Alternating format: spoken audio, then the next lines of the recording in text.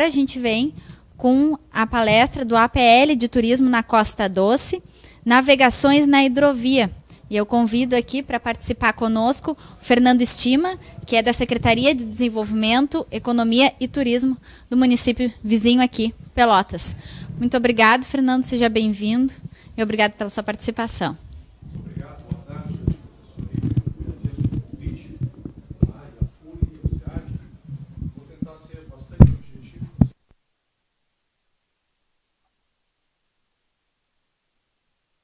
Vem trabalhando há um longo tempo.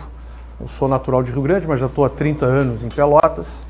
E agora, na gestão anterior e nesta, do governo municipal, a gente tem dado um apoio na Secretaria de Desenvolvimento Econômico e Turismo, por ter um entendimento muito claro, né, que se misturam automaticamente o potencial que nós temos turístico, né, para o desenvolvimento social e econômico da região sul.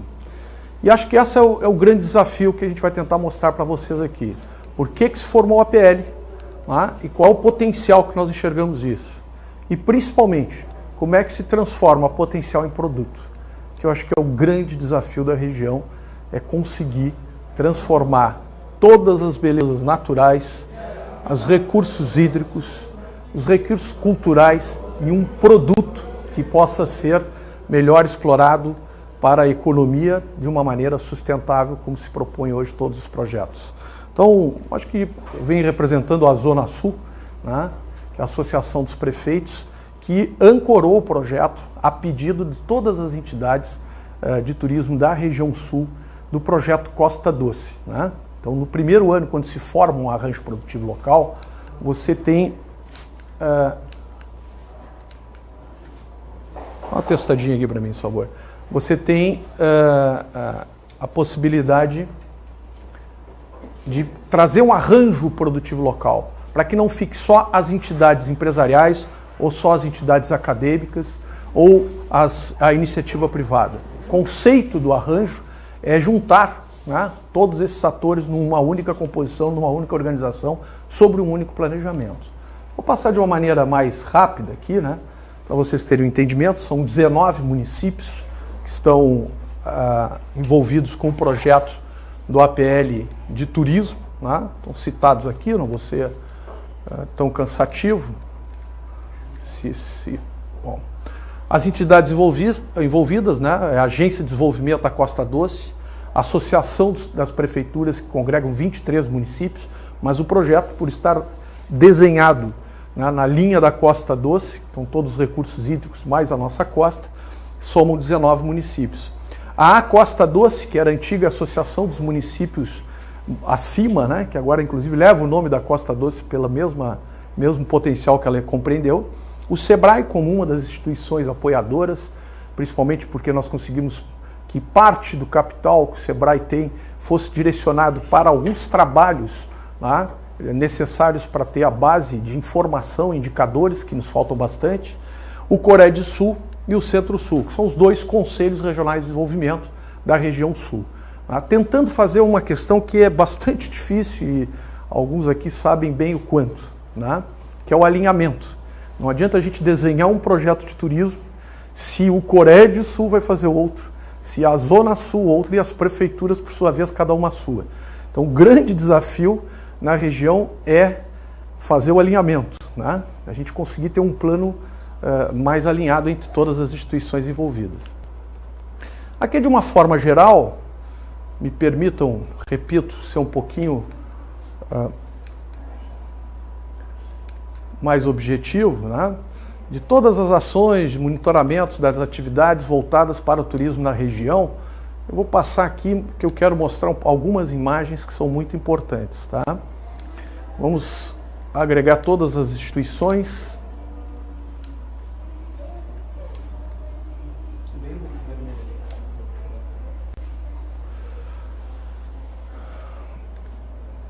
Uma das questões, depois até como experiência, né, uma maneira de conseguir fazer um alinhamento e ter a informação, né, numa única agenda. Nós vamos repetir um modelo que é de sucesso que a gente fez em Pelotas, que lá se fez um projeto chamado Pelotas Tem. Num único aplicativo, que eu recomendo que vocês conheçam, está em Android, está em iOS, tá? Você tem 2.500 informações sobre turismo de Pelotas e tem uma agenda que cada instituição loga as suas informações e com isso a gente consegue ter todas as informações. Então vem aí, né, o Costa Doce tem, quer dizer, o que tem em toda a Costa Doce, de uma maneira muito mais ampla, a partir, obviamente, de um aplicativo que se fez para uma cidade, fica fácil agora multiplicar. Então nós tomamos a decisão que quem descer na Zona Sul aqui consiga receber a informação das mais diversas formas, entre elas outdoors, entradas de cidade, que você querendo a informação da Costa Doce, você baixa o aplicativo. Ele está espetacular. Ele tem todas as ferramentas modernas de comunicação e multiplicação via rede. Ele tem mapas que te diz aonde está e aonde tu pode te localizar, usando as ferramentas já tradicionais, né, para a pessoa ter orientação. Ele está em 3 línguas, que é sempre uma dificuldade. Nós vamos colocar agora a versão 3 já, que ele entra com áudios e vídeos. Você vai poder parar numa praça pública e estar na frente de um monumento e receber um áudio, um vídeo, né, com as informações, a exemplo daqueles fones de ouvido de museu. Não estamos nem reinventando a roda, estamos aplicando de uma maneira moderna. A única questão é que as universidades lá estão nos apoiando para fazer, inclusive, com um conteúdo mais teatral e histórico. Você vai parar na frente da Praça Coronel Pedro Osório, está o Coronel Pedro Osório, ele vai se identificar como se Coronel Pedro Osório estivesse ali. Muito obrigado pela sua atenção. Vou contar rapidamente um pouco da minha história. Então, dando um pouco de modernidade a essa questão. E agora a gente quer aplicar isso para todos os valores que a gente entende que tem no turismo da Costa Doce. Sinalização turística, né? E hoje é uma competição, porque a sinalização turística mais utilizada hoje é o GPS. Por isso nós achamos que tem que ter um aplicativo, as pessoas têm que ter como baixar para saber de onde vão, para onde vai. Né? Nós estamos com um projeto audacioso de praticamente triplicar as informações de informação turística na costa aqui. Um projeto já encaminhado ao governo federal, que vai ser base de defesa de todos os municípios envolvidos. Vou pular algumas questões aqui. O Eterno perseguia a questão de qualificação, né? Bom, no plano municipal de turismo, que a gente aplicou e está pedindo que isso seja replicado para os demais municípios, né, dentro agora do conceito regional através do Costa Doce, é ter a capacidade de articular em conjunto todas essas questões que são potenciais. Repito, vou dar um exemplo típico que a gente tem um desafio em Pelotas. Né? As nossas charqueadas são um produto cultural único, ligados aos recursos hídricos, mas se ela não estiver aberta ao público ou acessível ao visitante, né, consequentemente ela é um potencial e não é um produto. Então, como transformar aqui nas quintas, sextas, sábados, domingo, as pessoas que queiram visitar a charqueada, fazer um passeio no Arroio Pelotas, como fizemos, se pudesse acompanhar aí lá a beleza que tem desse potencial todo, né? Como é que a gente pode integrar essas questões? Né? Então, nós não temos como fazer isso só poder público ou academia. Nós temos que chamar efetivamente, né, alguns herdeiros, empreendedores, ou atrair novos empreendedores para que a gente possa tocar algumas potencialidades na região. Eu trouxe aqui algumas, isso aqui eu trouxe de hoje, eu baixei aqui, né? Tem uma empresa chamada Terra Sul Turismo, que tem feito um trabalho muito importante para nós. Tá? Ela tem feito turismo receptivo, que é outra questão. Se nós não tivermos empresas que queiram explorar o receptivo, nós vamos continuar emitindo pessoas para Disney, para o Carnaval no Rio, e não temos agentes de recepção turística. Tá? Eu me lembro aqui, o Vidal Mendonça era o superintendente do Porto, quando a gente conseguiu reativar a vinda dos navios de turismo, né, a voltar a parar aqui. Né? A gente nem consegue mensurar o tamanho do potencial que é isso, que a gente já recém pegou ou retomou um potencial que tínhamos maior. Né? Aqui embarcavam e desembarcavam pessoas, aqui era um modal de embarque e desembarque. Se a gente reconquistasse o fato de embarcar e desembarcar no turismo náutico internacional, nos cruzeiros, nos grandes cruzeiros, né, nós conseguiríamos ativar, como tem no Nordeste, voos fretados. E aí vem aeroporto internacional, vem questões que poderiam demandar muito mais. E eu não acho essas questões tão distantes. O aeroporto de Pelotas poderia estar recebendo voo, poderia estar acomodando em Rio Grande de Pelotas as pessoas que no outro dia embarcariam no navio para os seus roteiros. Lembrando que aqui nós somos ou o início ou o final de um roteiro brasileiro. Ele é o primeiro ou o último porto, como a gente pode olhar de onde vier. Tá? E tem um potencial muito grande por uma demanda clara, que é o seguinte: os navios de cruzeiro que fazem a costa sul, tá, têm um índice elevado de idade. As pessoas que já fizeram turismo náutico internacional em várias partes do mundo optam por fazer aqui, exceto os de verão, que tem um grupo mais jovial, voltado ali em Rio Santos, Búzios e etc. Mas os que vêm fazer América do Sul têm uma faixa elevada de idade. E eles têm um problema gravíssimo, porque os portos atracáveis na região sul, você tem o Porto São Francisco do Sul, depois você tem a ilha de Florianópolis, que você não consegue atracar. E as pessoas de idade têm mais dificuldade, de acordo com o clima, de poder desembarcar na ilha através dos botes. Depois que sai de Florianópolis, ele tem aqui para desembarcar. Se ele não parar aqui, ele vai para Punta del Este, que também não desembarca em cais firme, ele tem que desembarcar em botes. Aí então, ou em Montevidéu, ou alguns nem entram em Montevidéu, vão desembarcar em Buenos Aires. Então o trecho mais longo, sem um modal capacitado, é exatamente onde nós nos encontramos. Às vezes não só o cabelo branco, Paulo, revela na cidade. Está querendo lembrar como é que a gente retomou isso. A gente retomou uma vez na praia do Cassino, disse como é que esses navios não estão parando, não estão entrando aqui.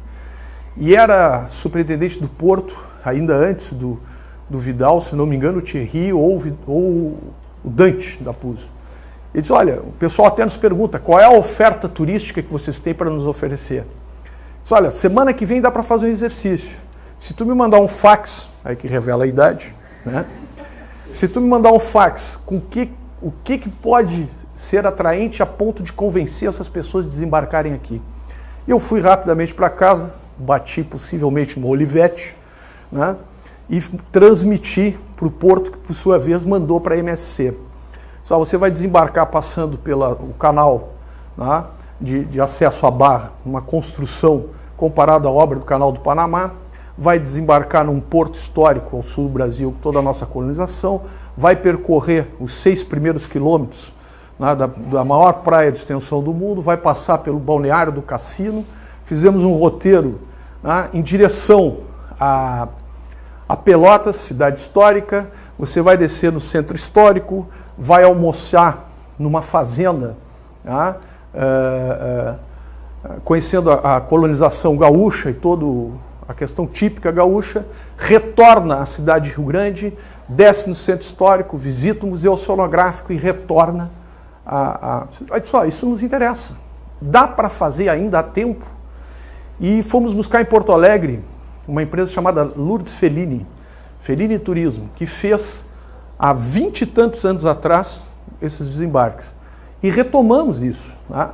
E fizemos, a partir dali, né, o primeiro desceu um ônibus com 40, 50 pessoas que compraram um pacote, se eu não me engano, era 50, 60 dólares para fazer todo esse roteiro com o almoço incluso. Né? No segundo, nós embarcamos 2 pessoas com material gráfico na língua do navio, que a maioria eram franceses, né? Um navio chamado Silver Cloud, lá em São Francisco, e eu tomei o maior susto da minha vida nessas experiências de turismo. A menina ligava e disse, seu Fernando, 2 ônibus. Disse, pô, que bárbaro, primeiro dia 2 ônibus. Seu Fernando, mais 3 ônibus. Seu Fernando, desceram 11 ônibus, e aí foi o caos, né? Consegui atender 11 ônibus desembarcando, né, para fazer esse roteiro. Imagina achar em francês, quem entre numa catedral explique tudo que nós temos, ou que entre numa praça e explique na língua de origem. Usamos todas as escolas possíveis de inglês e francês. Mas isso mostra que é possível, em primeiro lugar. Segundo, que tem potencial. Terceiro, que nós poderíamos fazer daqui um ramal que poderia explorar tanto o turismo náutico internacional, como todas as belezas que a gente tem no turismo hidroviário. Tá? Esse aqui é um exemplo. Está saindo agora de Porto Alegre para Santa Cruz, ofertado uma empresa de turismo de Pelotas, né? Só vou citar outro aqui, é o catamarã, né? Não sei se chamou a atenção de vocês, né? Uma coisa era a festa do peixe quando não tinha o catamarã. A partir do momento que teve o catamarã, que teve acessibilidade, né, estourou. Eles estão fazendo um evento que tem que até assegurar, porque Porto Alegre faz disso um produto efetivamente turístico. A Travessia de São José do Norte, eu acho que a gente explora pouco, ainda é, para quem conhece, essa questão de passear na vagoneta e atravessar para o lado de lá, a gente oferta muito pouco. Onde é que está esse produto em algum congresso, algum evento nosso que a gente oferta junto com alguma agência atendendo isso? Nós fizemos essa experiência em Pelotas, foi muito interessante. Teve um congresso de arroz, né, que nós usamos o centro histórico, em vez de usar o centro de eventos. Em cada prédio nós colocamos uma parte do evento e calculamos o prazo entre uma palestra e outra. Só tu vai te deslocar, então tu vai com guia turístico até a próxima palestra. Então eu te deslocava as pessoas. E mais do que isso, criamos no congresso o tempo de sair para fazer o turismo. Senão a gente faz o congresso, não tem espaço para fazer o turismo. Pô, não me inventa coisa de tirar os caras daqui, porque a gente não cria um produto em conjunto. Então acho que tem muita coisa que pode ser feita nessa linha. Outra questão, nós estimulamos a criação de empresas, nós formamos tanta gente nas nossas universidades, em administração, em turismo, né? Incentivamos que saíssem empresas que quisessem fazer com que as pessoas se aventurassem, que fizesse turismo regional, que fizesse turismo de aventura, que fizesse turismo de natureza. Então, isso é um esforço contínuo que eu acho que ainda tem muito espaço para a gente fazer crescer na região. Eu quero passar para a próxima apresentação, pedindo ajuda para vocês aqui. Alô? Só um apoio para passar para outra apresentação. Bom, nós achamos importante, tá, pedir apoio para o Sebrae, porque eu acho que quem não mede não consegue agir. A gente precisava ter um pouco de quem somos, que tamanho somos nessa parte de turismo náutico e dos eventos náuticos. E são inúmeros os eventos que a gente tem.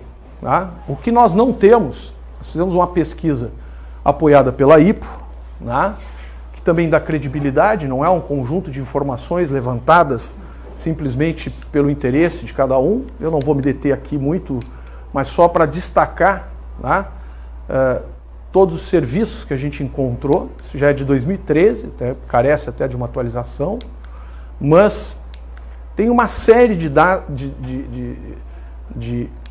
dados que a gente disponibiliza aí para o grupo, professor que quiser também. Né, essas informações são literalmente públicas, que nos deram diretrizes para poder atuar. Tá? Eu aqui vou ser rápido, porque eu tenho meus 25 minutos, só quero evidenciar que não foi feito sem ter algumas informações básicas sobre isso. Tá? E aqui se mistura aquela famosa história, né? Ah, lá não dá para fazer porque não tem nada. Depende de quem vai olhar. O outro diria, lá dá para fazer tudo porque não tem nada. Então, a região tem o que muitos gostariam de ter, que são os recursos naturais. Né? A gente precisa ver de que maneira sustentar fazer isso.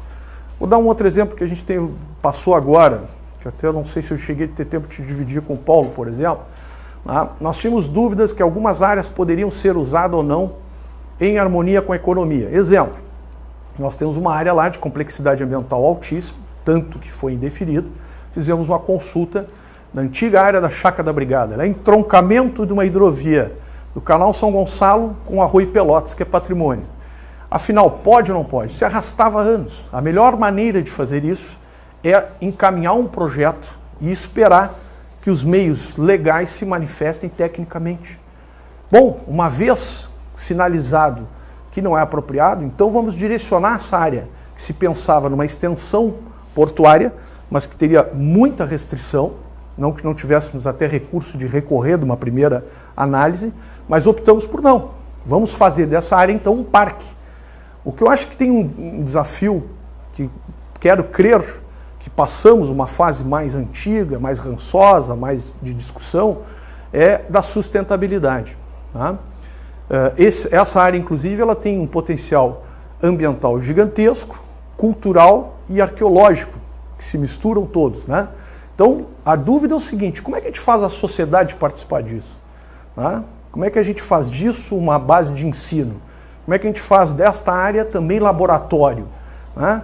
O que nos parece que o que não pode também é não ter uma visão mais apurada dos potenciais. Alguns talvez não possam nem tocar, não devo, mas aqueles que possam ser utilizados pela academia, pelo turista, pela economia, de uma maneira responsável, eu acho que alguns exemplos que a gente vê Brasil afora e mundo afora. Vou pedir assessoria de novo aqui, vou mudar aqui direto, não vou me deter aqui, tá? Porque aqui é só agora do Sebrae na visibilidade dele. O outro é do próprio Sebrae, só trazendo algumas imagens. 3, esse aí. Muito bem.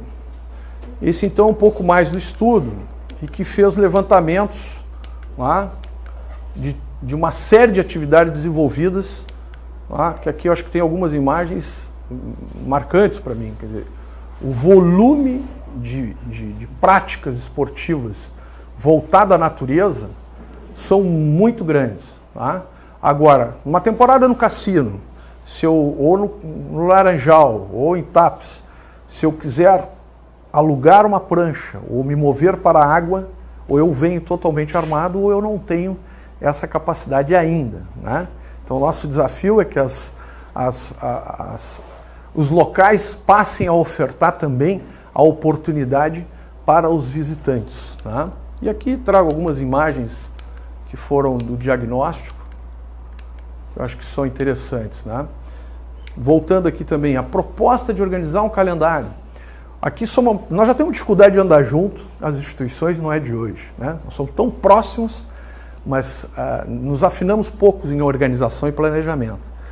Quando pega eventos que dependem de reações climáticas, que ele desmonta no final de semana, a confirmar se o tempo estiver bom, pior ainda organizar isso. Né?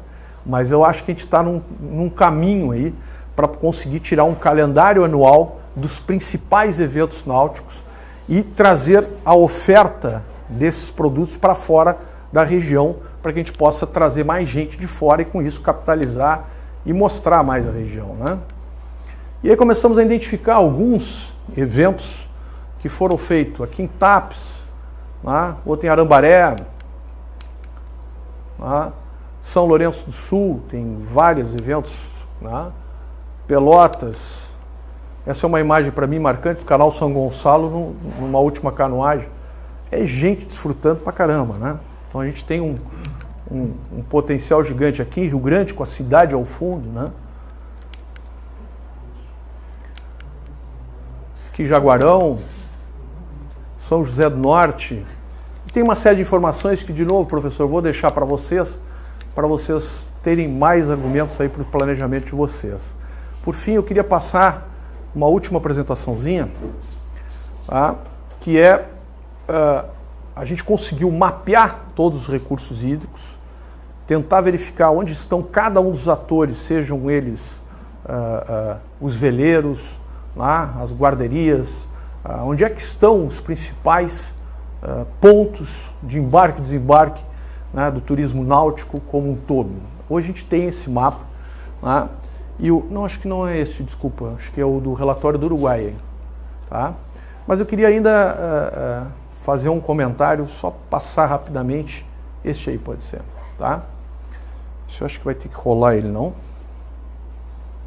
Não sei se ele rola aqui. Aqui eu queria só fazer um comentário, tá? Que desde 2013 a gente já faz algumas visitas para o Uruguai, tentando entrosar um pouco mais. Sinceramente, o Uruguai é um país de 3 milhões e poucos de habitantes, mas dá uma aula de turismo. Né? Dá uma aula de turismo. Bom, eu acho que aqui pode ter muita gente que não conhece, talvez, o estado do Paraná, ou Santa Catarina, mas é capaz de conhecer aqui o Cabo Polônia, porque nós somos convidados sistematicamente aí para essa estrutura, que é o quê? Natureza, recepção, que eles são muito bons na recepção, né? E tem marketing. Eles botam o marketing, eles estão sempre aqui anunciando, estão sempre... Então nós fomos tentar um pouco, aprender um pouco disso, né? E também conversar com algumas empresas de sucesso em navegação que fazem travessias do Mar del Plata, tentando olhar uma visão um pouco mais, professor, de médio e longo prazo, misturando o que há tempos a gente fala aqui, né? Absurdamente, às vezes a gente fica discutindo uma ferrovia para juntar Rio Grande e Pelotas, de 60 quilômetros, tendo uma hidrovia pronta. É só colocar a embarcação apropriada e fazer as estações de uma maneira responsável, né? Então, só para dar um exemplo, né, entre tantas, existem embarcações, né, entre elas o pessoal da Bookbus, lá de Montevidéu, né? Uma outra reunião que a gente fez muito importante para nós foi com o turismo do Uruguai, exatamente pedindo apoio. Como é que vocês divulgam? Qual é o volume de recursos que vocês colocam? Algumas boas práticas de vocês. E nos abrimos um pouco, né? Nós fizemos 2 vezes por ano uma apresentação lá dos nossos potenciais e eles fazem o inverso muito mais até. Eles vêm mais aqui. Vêm as 2 oficiais conosco. Seguidamente a gente vê eles num hotel lançando um novo produto ou até por regiões diferentes do Uruguai. Eles são muito bons em marketing, né? Uma outra ação importante, tá, foi com a Direção-Geral de Assuntos Internacionais. Eu até fiz a pergunta, professor, se estava aqui presente alguém da agência da Lagoa Mirim de Pelotas, que nós estamos com a expectativa, tem uma reitoria nova entrando, para que a gente consiga, né, ter um conjunto de atores integrando a comissão binacional, tá? Fazendo uma autocrítica. Nós não estamos sendo, brasileiramente falando, né, responsáveis com esse acordo bilateral. Né? Ele está muito unilateral. O Uruguai há muito tempo nos quer, né? E dentro de um plano de hidrovias do Brasil, né, nós não priorizamos nunca isso. Né? E por isso eu não acredito que isso vai conseguir fazer via Brasília, porque se tu olhar o que Brasília tem para cuidar de hidrovia, né, não vai ser o Uruguai, Canal São Gonçalo ligando a Lagoa do Espaço, Lagoa Mirim, binacional, que vai atraí-los. Quem tem que fazer isso, se quisermos, somos nós. Nós é que temos que conseguir identificar os reais potenciais de transferência de produtos, né, que tem alguns sinalizados, e também a questão do próprio turismo, se assim entendermos.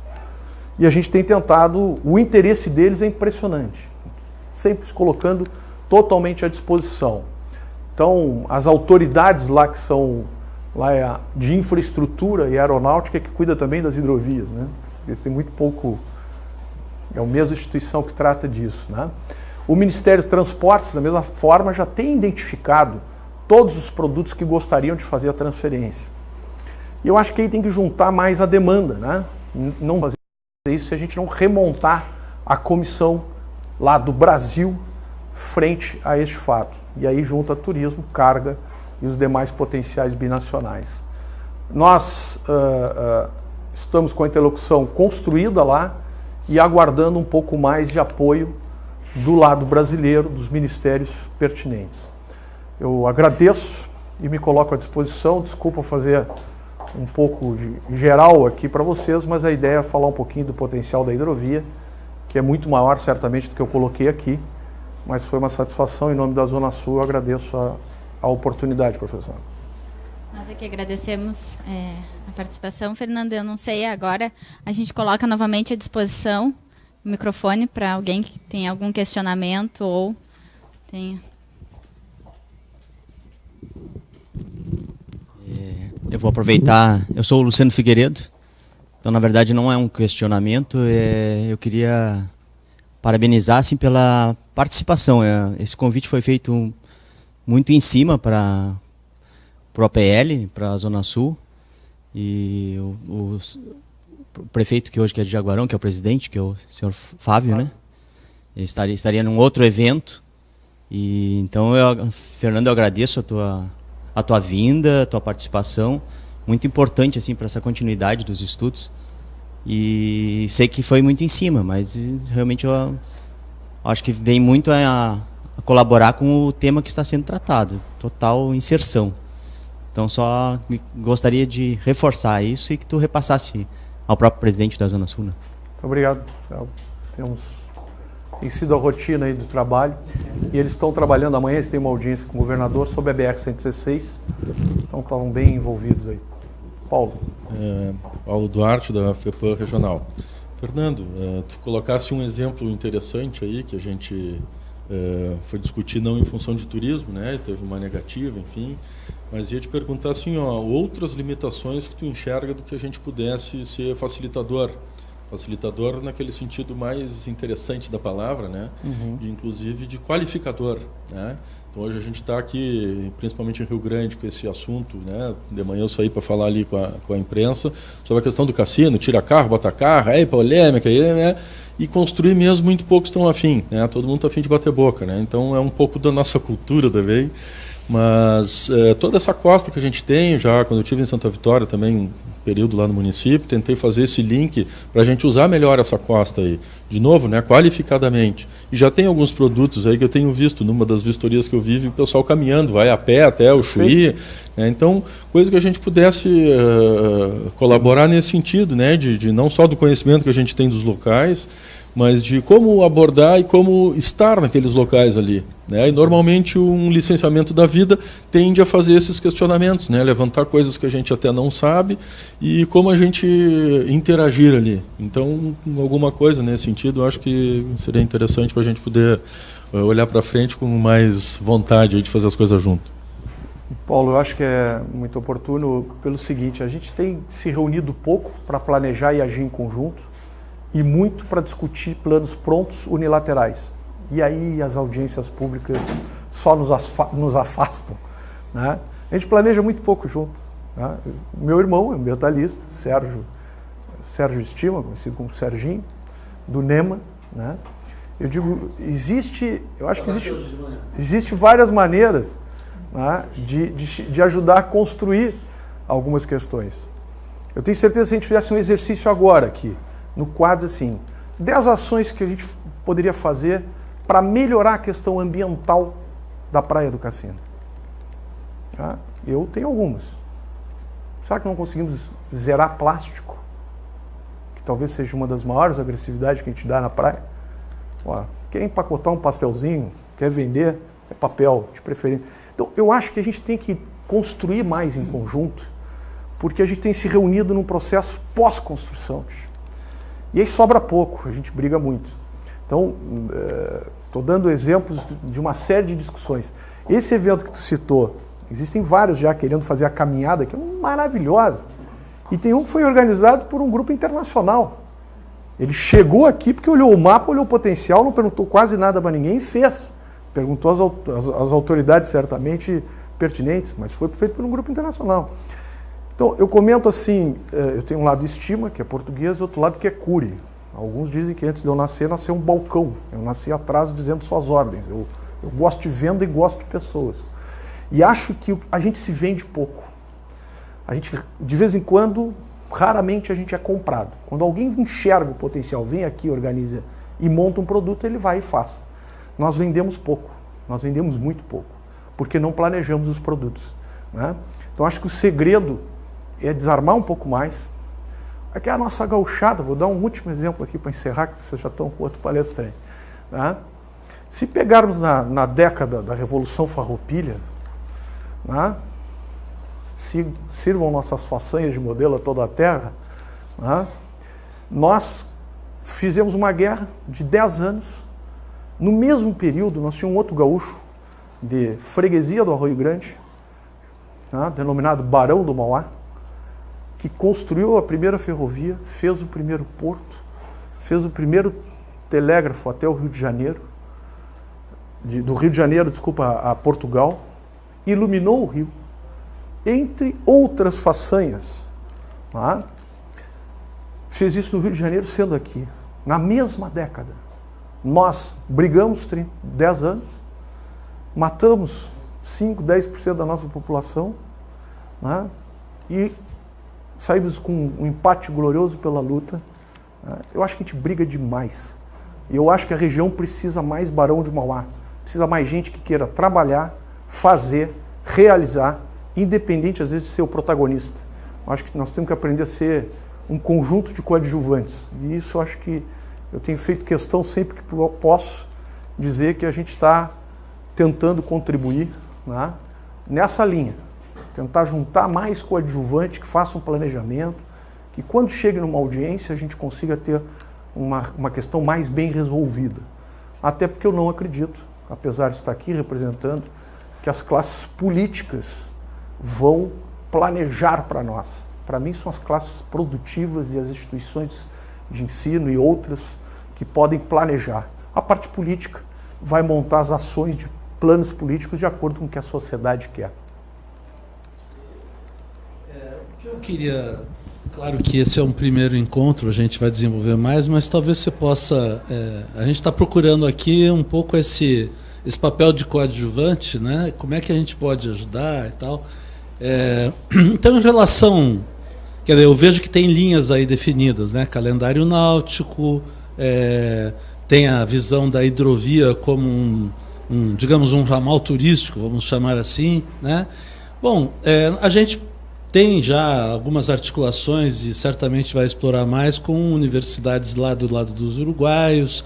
Quer dizer, a gente estruturando uma pesquisa, a gente pode talvez ajudar um pouco a promover a visibilidade e essa concertação que você falou no nível mais oficial, binacional, talvez fazendo experimentos, né? Tanto no Laicá com o Uruguai, quanto eventualmente aqui na parte da Costa Doce gaúcha, né? Por exemplo, a qualificação desses estabelecimentos de turismo náutico, através, por exemplo, da divulgação da certificação ambiental que existe para marinas, para praias, né? Coisas desse tipo. Quer dizer, eu penso algumas coisas, mas eu gostaria de ouvir de você se você enxerga, ou se, né, ou, enfim, demandas, encomendas, digamos assim, para a universidade que ajudem a gente a pensar num papel de uma colaboração nessa linha de ajudar a estruturar e a promover esses usos econômicos que a gente sabe que potencialmente, na medida em que valorizam o ambiente nos seus atributos naturais e culturais, tem um potencial de serem proativos para uma economia mais sustentável. Então, acho que quando a gente fala do planejamento, né, ele se cruza em várias vertentes. Certamente quem está fazendo o planejamento ambiental enxerga em algum momento, né, que o turismo pode ser um potencial. Quando a gente fala do cultural, da mesma forma. O segredo é como é que a gente une isso, né, e pactua, diz, olha, neste tema nós vamos todos juntos fazer desta forma. Né? A gente conseguiu utilizar uma ferramenta, né, de pegar sempre uma série de pequenas entregas, né, juntando as instituições envolvidas. Então, só posso dar exemplo daquilo que eu estou mais diretamente envolvido, que é o Plano de Desenvolvimento Turístico de Pelotas, que a gente conseguiu abrir. Cada uma dessas vertentes, tem uma delas lá que diz o seguinte: como é que Pelotas vai participar na Costa Doce? Então, a nossa participação tem que ser ativa, ajudando a transformar isso. E quais são as entregas reais? Porque a gente às vezes bola coisas muito distantes e a sociedade precisa de entregas menores. Né? Se fizer uma dessas travessias aí, se tornar calendário, ela não pode entrar no ano, ela tem que ser para o calendário oficial, nós temos que cuidar dela todos os anos e fazer com que ela corra cada vez melhor e maior, se é a meta. Às vezes não é o maior a meta, não necessariamente, mas fazer acontecer. Então eu acho que amarrar num plano de ação, ter o plano de negócio, amarrar um plano de ação, quem faz o quê, quando entrega e qual é a responsabilidade. E no exemplo de Pelotas a gente conseguiu trazer para dentro do plano plurianual do orçamento. Porque o turismo e a cultura, eles são, na visão simplista de gestão, as primeiras coisas que um gestor corta. Né? Diz, pô, quer saber, corta o turismo, porque tem a visão que está fazendo turismo, não desenvolvendo o turismo. Então tem que tomar um cuidado para que a gente entre no orçamento e não saia mais e se discuta o efeito disso. Tira se não tiver efeito, mas mantém ou melhora se tiver efeito. Eu acho que agora a gente conseguiu acertar uma parceria do plano plurianual para vários municípios, de qual é o papel e onde é que está escrito no teu plano da tua participação dentro do plano de turismo. E isso traz um efetivo resultado. E a criação do APL permite, assim como permitiu aqui, a gente participou do APL Naval e Energia, né? Aqui o APL Naval e Energia já somou mais de 2 milhões de reais de projetos apresentados e está fazendo produtos, como é o caso do software de manobras portuárias, tem um termo específico aí, está me fugindo, mas só para dar um exemplo, está aqui dentro da FURG, né? Isso é feito com toda a cadeia produtiva. Então, se conseguiu aprovar projetos. E estar de olho nos orçamentos federais e internacionais de toda a área. Nós já temos vários projetos de sinalização turística e tal, que estão no FUNPLATA, que estão em fundos da América Latina. E para isso tem que escrever projeto. Para escrever projeto, nós não escapamos de maneira alguma de contar com o apoio da academia para a gente conseguir embasar, né, projetos. Então, acho que o segredo a gente tem feito lá a questão do parque tecnológico, aqui no APL Naval. Nós não temos problema de educação, nem de pesquisa. Nós temos problema de extensão. Né? Então, trazer a iniciativa privada para casar com a universidade na extensão, acho que nós somos muito falhos ainda, muito distantes. Dá um exemplo de Pelotas. 120 laboratórios nas universidades. 120 laboratórios em universidades. Nós não temos 10 projetos com a comunidade de real utilização do laboratório. Né? Aqui eu sei que vocês têm dados muito melhores, eu uso lá para provocar Pelotas. Mas, só para dar exemplo do quanto a gente ainda pode integrar nessas questões. Eu acho que é a persistência de usar os arranjos produtivos locais. Não estamos inventando a roda, os clusters são feitos para isso. É ali dentro, por isso que a gente veio aqui carinhosamente, aceitamos o convite, independente do prazo, muito obrigado, tá, pela oportunidade, porque a gente precisa empurrar o pessoal para o mesmo eixo, porque é a melhor maneira de sair com um plano, em cima do plano, quem faz o quê, quando, onde é que estão as fontes e ter persistência. Isso para mim, desenvolvimento é maratona. Tu não ganha na largada nem na chegada, tu ganha no ritmo. Eu só aproveitar o gancho, né? Em 2013 eu estive no Uruguai, por acaso descobri um evento maravilhoso chamado Turismo em Áreas Protegidas. Tá? Então, a senhora, como foi esse do arroz que falasse de Pelotas, que eram vários locais, eram 5 locais, cada um com temas um pouco específicos, o nível de discussão dos caras era impressionante, mas dos operadores principalmente. E aí esses outros atores buscando ajuda, né? Mas tu vê onde eles já estavam. Todos, parquezinhos, reservas biológicas, qualquer coisa estava mapeado lá e com algum tipo de produto. Então, a minha primeira pergunta foi um pouco nesse sentido, quer dizer, o que a gente pode contar para vocês que existe e como a gente pode chegar nesses lugares de uma forma que o turista ache interessante, mas que eles se preservem também. Né? A gente sempre fala que é o Taim, vira e mexe é o Taim. Hoje, Rio Grande já tem outras unidades de conservação, outros tipos, né? Assim como Pelotas ainda merece mais, e aí vai, né? Santa Vitória não enxerga isso ainda também. Então, acho que isso aí é um ponto crucial, que talvez a própria universidade possa mapear, demonstrar isso aí para colocar para o setor que vai desenvolver o negócio em si, enfim. A ideia da troca está feita. Né? Eu acho que na área de patrimônio, de prédio, a gente tem uma interlocução legal. Quanto aos patrimônios naturais, a gente não tem um mapeamento apropriado, acho que a gente pode aprimorar. E a arqueologia também, é outro grande potencial que a gente subutiliza. Então, saio daqui com alguns pensamentos nessa linha aí para levar para o grupo, e dentro do possível a gente... Mas vou te dar um exemplo clássico disso que me chama a atenção. Todos os anos no Hotel Cury, chega 2 vezes lá por ano, chegam observadores de pássaros para ir para o Uruguai. Que vão ali no caminho dos índios e passam o dia sentadinho num binóculo, nem fotografia, é curtição da natureza. Então tem um potencial subutilizado aí. O que às vezes nos atrapalha, pessoal, é que nós somos de muitas possibilidades. Então, às vezes, quer dizer, falta foco, porque nós temos vários potenciais, e isso nos atrapalha um pouquinho, né? Quando a gente diz, um estado que tem a produção agrícola, que tem um porto, que tem exportação, então parece que os governos focam muito naquilo, se para que fazer turismo? Então é um desafio, sim, a gente fazer isso em conjunto, mas eu acho que tem um grande aliado atualmente, que é o ser humano está se dando conta o quanto ele tem que proteger, o quanto ele tem que trabalhar, o quanto ele tem que arranjar tempo para descansar.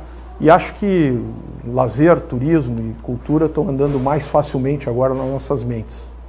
Saio daqui e vou dormir no cassino para curtir a natureza. Muito obrigado.